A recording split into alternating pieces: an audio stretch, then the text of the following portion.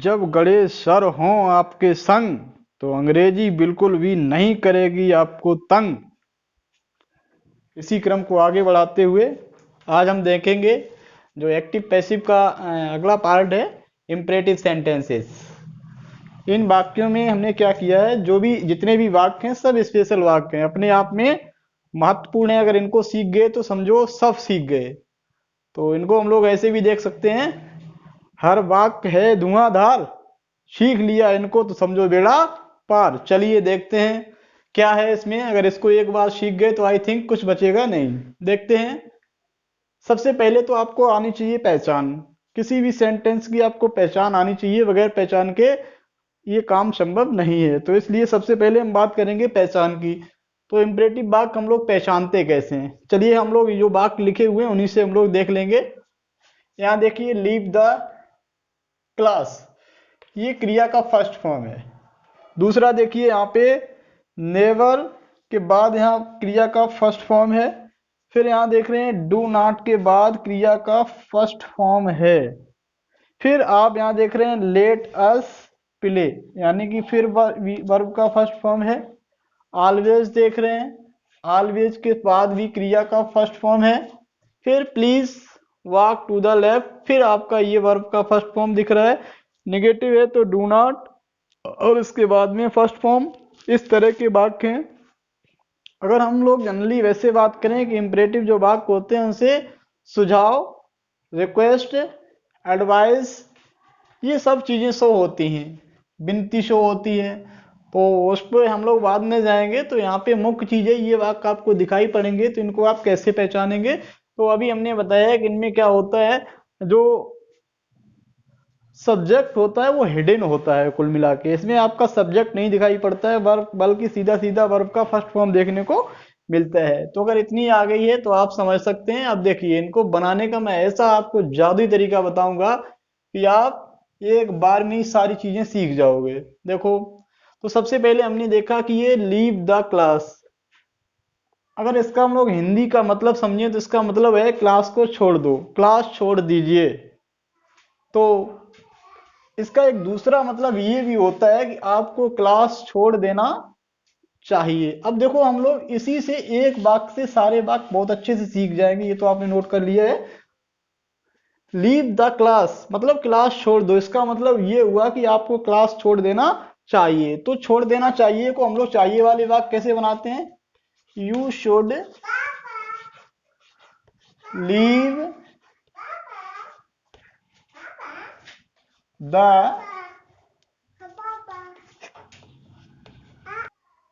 तो देखिएगा, यानी कि लीव द क्लास, क्लास को छोड़ दो, इसका मतलब ये हुआ कि आपको क्लास छोड़ देना चाहिए। तो चाहिए वाले वाक्य आप पहले ही शायद पढ़ चुके हैं। इससे पहले हमने आपको हिंदी में मतलब नहीं बताया, लेकिन चाहिए वाले वाक्य आपको पैसिव बनाना जरूर बताए हैं। यानी कि शुड वाले वाक्य हमारे शुड बी से बनते हैं। तो यहाँ से एक कंसेप्ट देखिए हमें किस तरह से क्लियर हो जाएगी। अगर इसका हम पैसिव बनाएंगे तो क्या बनेगा, देखिए, द क्लास आपका ऑब्जेक्ट है, तो यहाँ आ जाएगा, क्या आ जाएगा, द क्लास। शुड का शुड लगा लेंगे, शुड। अब हमने बताया है कि शुड वाले वाक्य हमारे शुड बी से बनते हैं। तो should the class should be, leave का लेफ्ट हो जाता है, लेफ्ट। फिर आपका आ जाएगा बाई यू। ये दो हम आपको बैकग्राउंड में ले गए हैं, क्योंकि अभी अभी वाक्य को हमें सिखाना है कि किस तरह से ये वाक्य हैं दो दो और तीन तीन तरीके से बनते हैं। तो इसका मतलब आप सभी में वही मतलब निकल के आएगा। अब हम लोग फोकस करते हैं, देखिएगा, अच्छे से समझिएगा, एक बार में ही आपको सब समझ में आ जाएगा। बहुत अच्छा आपको तरीका बता रहा हूँ। देखो, इसमें भी आपको ये चीज यहाँ निकल के आती है कि ये सारे वाक्य हमारे वर्ब के फर्स्ट फॉर्म से शुरू हो रहे हैं। तो इसका मतलब ये हुआ है कि जो हमारा पैसिव का वाक्य है वो भी हमारा वर्ब के फर्स्ट फॉर्म से शुरू हो सकता है। तो वो वर्ब आपकी है क्या, वो ध्यान दीजिएगा, वो वर्ब आपकी है लेट। क्या है, लेट है। लेट का वैसे मतलब होता है अलाउ। लेट का मतलब, अलाउ का मतलब आप समझते हैं आज्ञा देना। ठीक है। तो इसमें आप देखते हैं करते क्या है वो देखिएगा। सबसे पहले वर्ब है, बी फर्स्ट है, तो हमने क्या यहाँ पे लगा दिया, लेट लगा दिया, एक वर्ब लगा दी लेट। ठीक।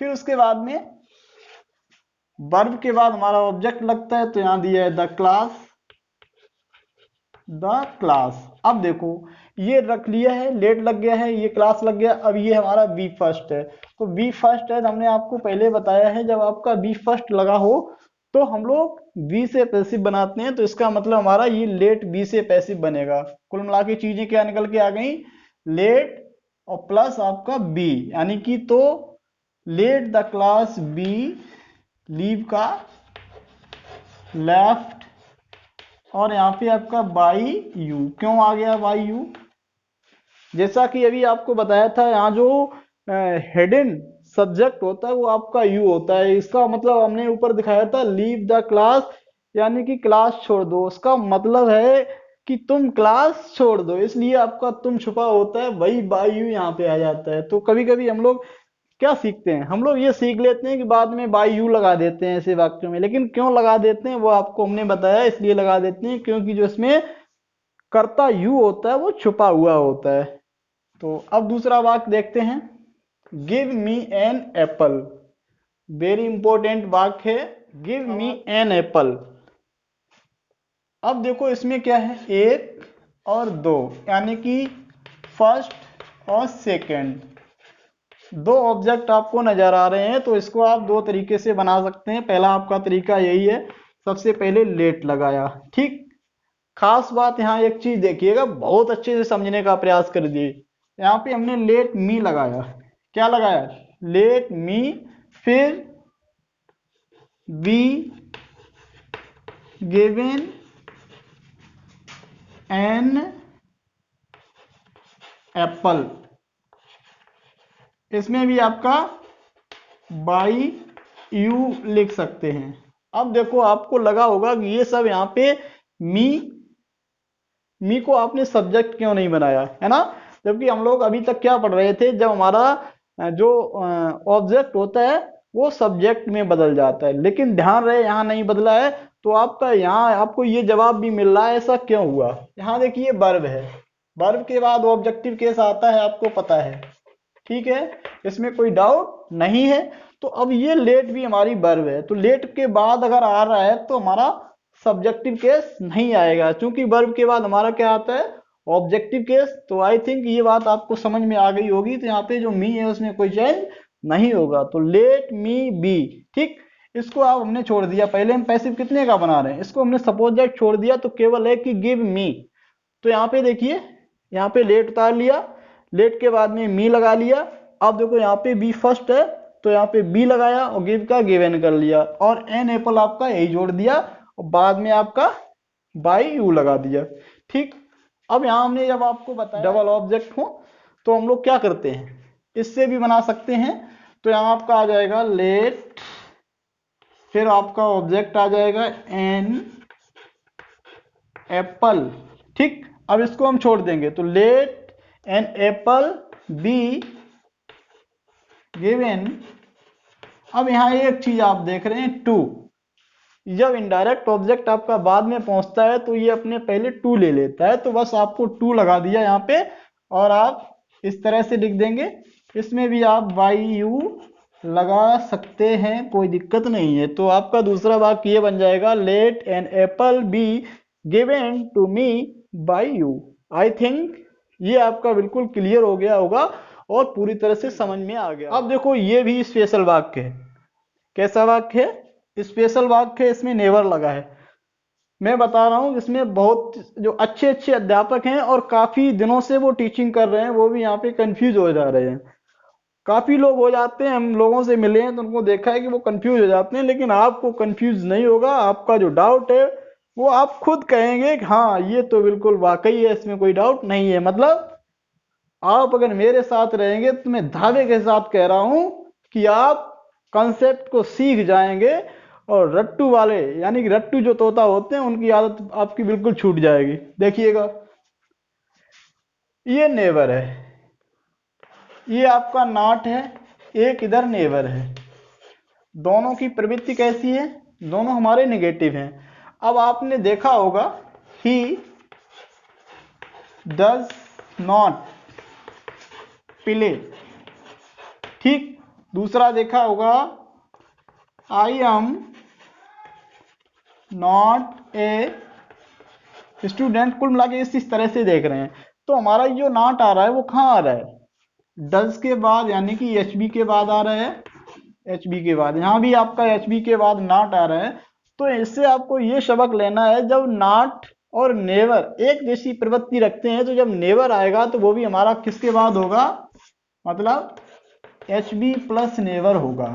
ठीक है, एच बी प्लस नेवर होगा, इसके बाद में आपको वर्ब देखने को मिलेगा। ठीक है, क्योंकि यहाँ हम देख रहे हैं डज नॉट, फिर आपका वर्ब आ रहा है, तो इसका मतलब जो वर्ब होगी नेवर के बाद आएगी या वर्ब से पहले नेवर हमारा इस्तेमाल होगा, वो चीज आपको ध्यान रखनी है। बस इसमें यही कठिनाई थी। देखिएगा बात हमारा है नेवर टेल ए लाई, तो यहाँ आप क्या लगा लो, लेट लगा लो, लेट ए लाई।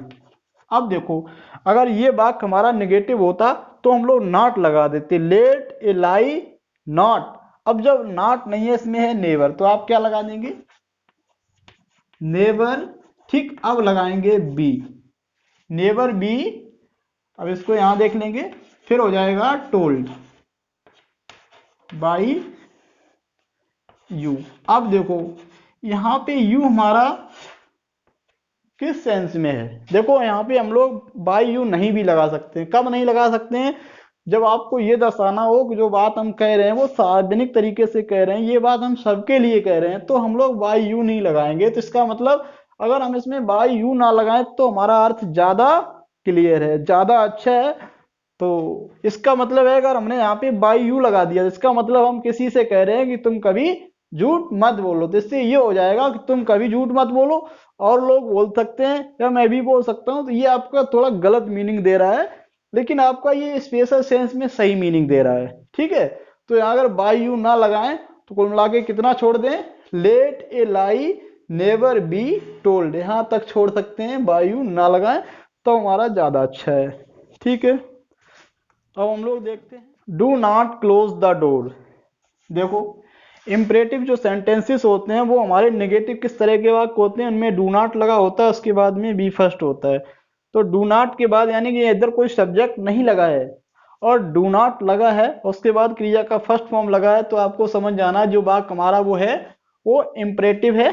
तो आप इसको कैसे बनाएंगे, देखिएगा एक मैं आपको तरीका बता रहा हूं। देखिए सबसे पहले आप वर्ब के नीचे ट्रेस करेंगे, वर्ब के नीचे क्या रख लेंगे, लेट। ठीक, फिर लेट के बाद आ जाएगा आपका द डोर। अब देखो इधर वाला हमारा पार्ट हो गया खत्म, इसके नीचे ये लगा लिया, ये लगा ही लिया। अब हम लोग यहाँ आ जाएंगे, इसमें ये क्या कर देंगे, डू हम रिमूव कर देंगे, डू को हटा देंगे। अब क्या बचा है, नॉट। तो लेट द डोर नॉट। अब देखो जब हमारा यहाँ पे क्लोज यानी कि नॉट के बाद वर्ब है, तो वर्ब हमारी फर्स्ट फॉर्म में है, तो इसका मतलब हम लोग यहाँ क्या लगा देंगे, बी लगा देंगे, और यहाँ हो जाएगा बी, और यहाँ हो जाएगा क्लोज्ड। यहाँ ऊपर देख लीजिएगा आप, क्लोज्ड बाई यू, यहाँ भी आप लगा देंगे बाई यू। तो इस तरह से आपका बन जाएगा कि let the door not be closed by you. अब देखो हम एक चीज और बता रहे हैं इसमें आपको, हमें क्या दिखाना है, कभी हमने एक पहला वाला जो वाक्य बताया था उसको इस तरह से है, इसको भी हम उस तरह से बना सकते हैं। इसका मतलब है कि do not close the door, दरवाजा बंद मत करो। तो इसका मतलब है कि आपको दरवाजा बंद नहीं करना चाहिए। तो चाहिए में जब हम लिखेंगे तो आपका क्या हो जाएगा, यू शुड नॉट